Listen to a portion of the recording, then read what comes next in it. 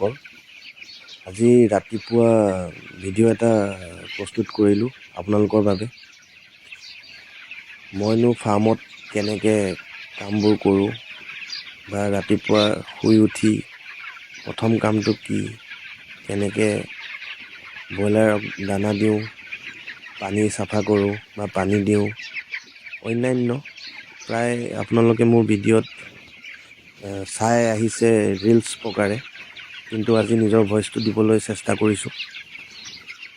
আগতেও দিছিলোঁ, কিন্তু কথাটো হ'ল মোৰ নিজৰ ভইচটোতে কপিৰাইট লাগিছিলে। দুবাৰকৈ ভিডিঅ' আপলোড কৰিছিলোঁ মই, আকৌ ডিলিট কৰি পেলাই ৰিলছ প্ৰকাৰে মই আকৌ ৰি-আপলোড কৰি মোৰ ভিডিঅ'সমূহ দি গৈছিলোঁ।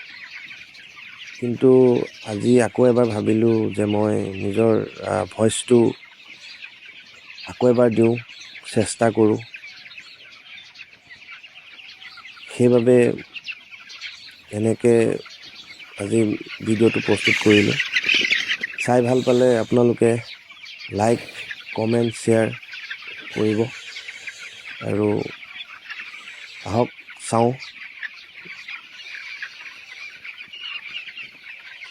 সেয়ে ৰাতিপুৱা প্ৰায় 5:30মান বজাৰ দৃশ্য।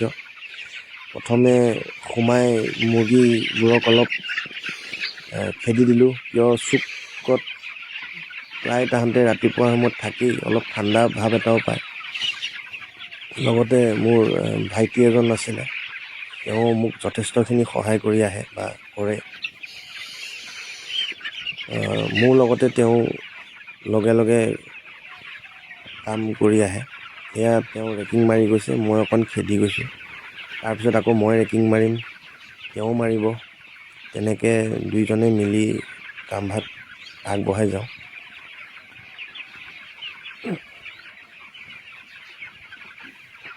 এয়া ৰেকিং মাৰিছে।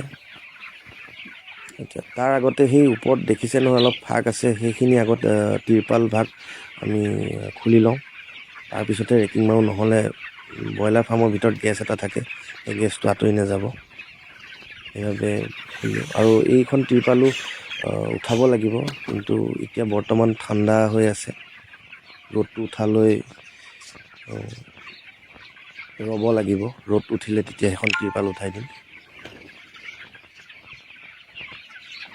এনেকেই কামবোৰ কৰোঁ আৰু আজিৰ পৰা চেষ্টা কৰিম যাতে সদায় এনেকৈ নিজৰ ভইচটো দি আপোনালোকৰ আগত ভিডিঅ' প্ৰস্তুত কৰোঁ বা কৰিব পাৰোঁ।